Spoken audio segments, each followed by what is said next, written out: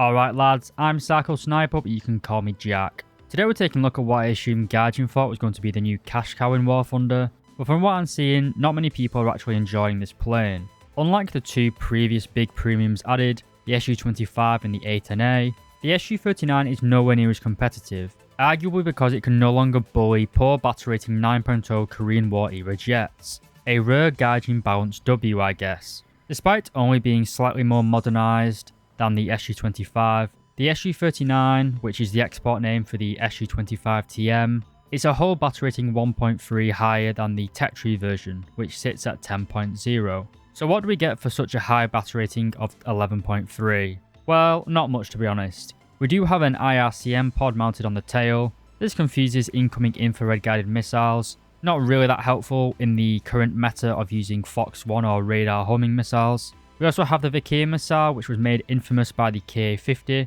On the centerline of the Su-39, we can also carry two different types of pods. One is an enhanced camera, giving us much better zoom, and the other is a radar pod. In real life, this allowed the plane to fire the R-77 Adder, or the more advanced Soviet anti-ship missiles. But in War Thunder, it doesn't do shit. Anyway, I've already said that this plane is battle rating 11.3, meaning it faces supersonic Fox 1 firing jets every game. Spoiler alert, not fun flying this thing in RB. It's also a rank 7 premium in the Soviet Tetri, allowing it to grind out every plane currently in that nation. The plane must be purchased on the Gaijin store for the cost of $70. For that price you get the plane, 2,500 Golden Eagles, and 20 days of premium time. With a premium account, the plane has a decent reward multiplier. It has the same base RP multiplier as the MiG-23ML with 2.4, but its SL modifier of 3.4 is much higher than the Interceptor, giving it a Silver Lion reward multiplier of 1020%,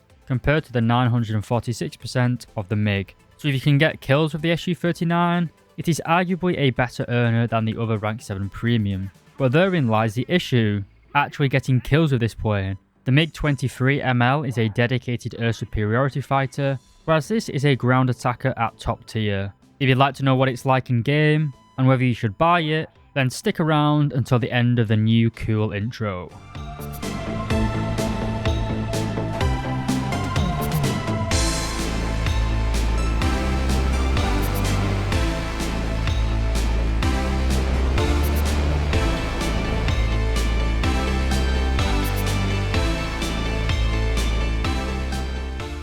Alright lads, welcome back. Hopefully the new intro impressed. Back to the plane though, it's powered by two UMPO engines, each producing 3,910 kilos of thrust with clean wings. That gives you a climb rate of 80 meters per second, very bad for an 11.3 jet. And remember, that's before we add any of the ordnance. With my go-to combat load, that climb rate halves, down to 36.7 meters per second. With all your hardpoints occupied, you will need to use the takeoff flaps to get into the air in realistic battles. But once in the air, the engines provide a surprisingly good level of thrust, at least at low speeds, and it does carry its speed and momentum very well in shallow climbs. But unlike the afterburning jets around you, zoom climbs are out of the question. We wouldn't really want to climb in this type of jet anyway, as it's just asking for a phoenix to smack you in your vodka-filled mouth. The plane is also pretty agile under 900 km per hour, allowing you to outturn several of the jets around your battle rating.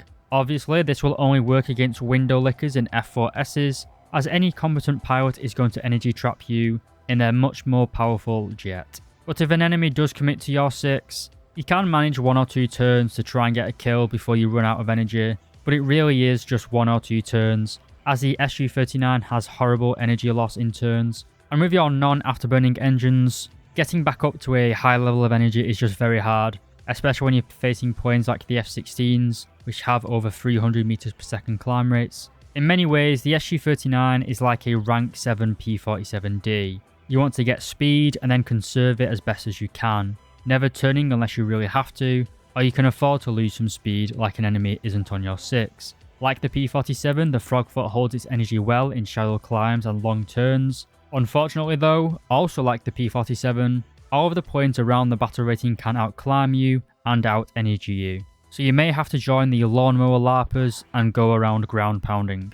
And while you don't have the ability to destroy enemy jets, the Su-39 comes equipped with half the bloody Soviet defense budget strapped to its wings, so you certainly can kill ground vehicles. But let's not get ahead of ourselves. A good ground attacker is more than just the weapons. So what systems does this jet have to aid you in your mission of ridding the world of capitalist heavy armor? Well, we have a CCIP for the cannons, bombs and rockets, as well as a CCRP for the bombs. This allows you to be somewhat accurate with your most basic weapon systems, but using dumb bombs or unguided rockets at battle rating 11.3 is a little suicidal, as even American mains will be able to hit you with their spags flying that low. The plane also comes with an RWR, which will mainly just piss you off with the constant pinging, as well as two different types of targeting pods, as I've already spoke about. The radar pod, or the Copio, whatever it's called, gives you a basic radar functionality, with basic search, pulse Doppler, and track while scan modes. As I said earlier, you have no weapons which can use this radar for guidance,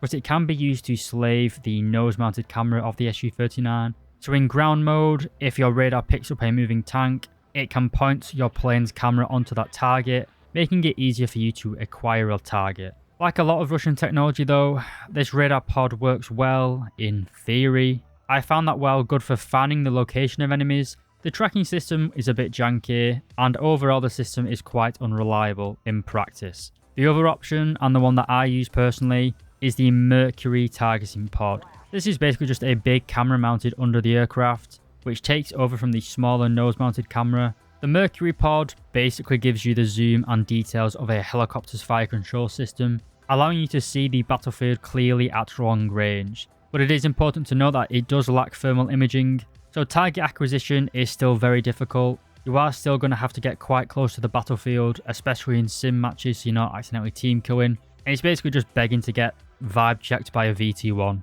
Alright then boys, enough passive aggressive remarks about Black aircraft, let's get on to the weapons. And thankfully the Russians decided to ditch the twin barrel 23mm, that thing is absolute trash. Instead they went with a twin barrel 30mm, basically just the same concept of the 23 but scaled up to 30mm. The gun is much more effective though, not only is it a larger caliber but it also has better velocity, giving us much better penetration and damage in general. If you would really want to though and you want to suffer true pain, you can take 20mm gun pods on the inboard wing pylons. If you really wanted to, you could make the Su-39 into a gun with 10 gun barrels strapped to it. Well, it can be done if you really want to. I wouldn't recommend it. The recoil force from firing all 10 guns would probably be like flying into a concrete wall. But if you're a level 5 player and you've just bought this top tier premium, you probably are going to be doing quite a lot of flying into concrete structures. Anyway, we also have a stupid amount of bombs and rockets, which vary from being pointless to carry to being ridiculously overkill.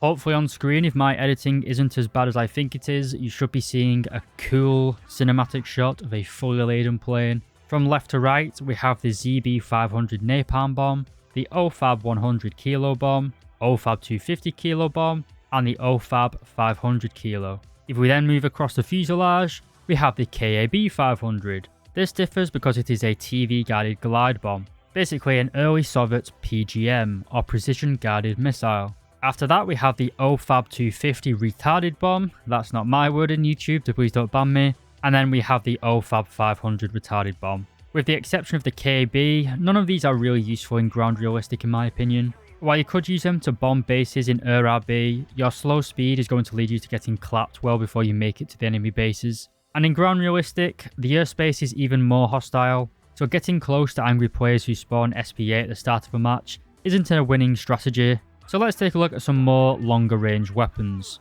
The S8KOs are a staple of Soviet planes, but are largely redundant at 11.3. The S130Fs are liquid-filled explosive rockets with high damage output, and if you can land a hit then it will usually kill an MBT in a single hit. But you have to get very close to the battlefield to aim these things accurately, even with your CCIP. But to be fair, that same criticism can be said about pretty much all of the following rockets and bombs. The Su-24Bs are another huge rocket with over 20 kilos of TNT. They certainly do tear enemies apart on impact, but the Soviets had to go one step further with the creation of the S-25. The O variant, known in game as the S-25-0, is filled with nearly 60 kilos of TNT, allowing it to penetrate nearly 3 inches of armor, and even a near miss is likely to kill with overpressure. There are also 3 other variants of the S-25 in game. We have the S-25OF, which loses explosive fillet in favour of better aerodynamics.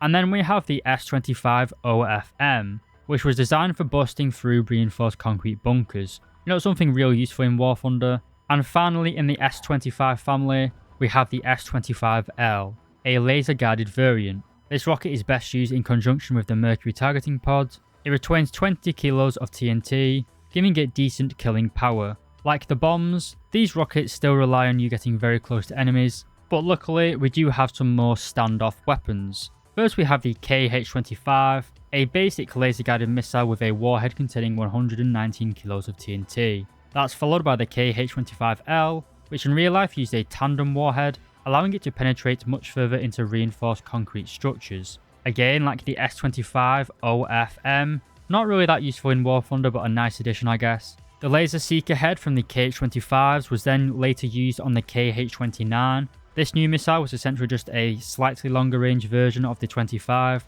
albeit with a much larger warhead, increasing from 119 kilos of the 25M to nearly 150 kilos in the 29. The 29 also has two variants to choose from. One is laser guided, the other, like the CAB 500, is TV guided. There are no differences between the warheads of the missiles, only the guidance systems is varied. While these missiles are very powerful, they are very heavy, and like a lot of Soviet systems, they decide to take your aiming input as more of a suggestion, and tend to have a circular error probable of about 15 miles. Let's quickly talk about your main air-to-air missile, the R-60M. They are all aspect IR missiles, but basically useless now in the meta due to the flare buffs. If an enemy sees you launch them, one pop of his flares is enough to completely spook them. I carry them mainly because you cannot carry any other weapon in your outer pylon, but if you could, I would take more bombs or more ground ordnance. They're not really useless in ground realistic because you don't get to launch one anymore really, and it's quite hard to spot. But in air realistic battles, the R-60Ms are kind of a bit pointless. But the missiles most people will probably be using are the Vikirs. These are well known from the Soviet helicopter line. These missiles are very fast and have a hard hit. They also have a dual mode proximity warhead, allowing them to be used against flying objects. So with the 16 you are able to carry, you theoretically could wipe out an entire team just using this weapon system. While the Vikirs are exceptional ground strike weapons, the tracking of the missiles certainly isn't made for being used in high-speed air-to-air jets. You may have seen from the footage in game that the launch parameter box in the camera is very, very small, meaning it's quite hard to actually use these missiles while flying towards a target at high speed. While the damage of the missile is generally very good, I found them to be extremely hard to use effectively. You basically have to be nose on to a target to launch, which in ground realistic battles isn't really a thing, as the targets are constantly moving around, and this is also where your lack of a thermal imager is another serious hindrance, as target acquisition took up most of my time flying this plane. This isn't usually a problem in a helicopter because you can just hover there and take your time, but in a plane when you're obviously flying towards a battlefield, you don't really have that luxury and you have to be constantly on the lookout for spags. In general, using the Vikirs on the Su-39 is a lot harder than using them on a helicopter, as the latter can just yaw its nose easily, and as I said, it can just kind of hover there. And this brings me on to my conclusion, and that is if you just want a good ground strike aircraft, then just buy the K-50. The Su-39 is fundamentally unsuitable for top tier air realistic at its current battle rating of 11.3, as it can't really do anything other than ground pound. You're also incredibly slow compared to everyone else around you. Not only does this mean that you're probably going to regret buying this premium, it also means that your teammates are going to lose a lot more often. That's quite harsh, but similar to the German 6.0 lineup, if half your team are bombers like the Ju-288, it's going to lead to them getting stomped by allied and other non-Russian nations. Gaijin really needs to implement a variable battle rating system, one for ground and one for air realistic. Not only does this suit the Su-39, it also helps out a lot of American ground pounders, for example, like the A-7Es. They are very capable of killing tanks in ground realistic,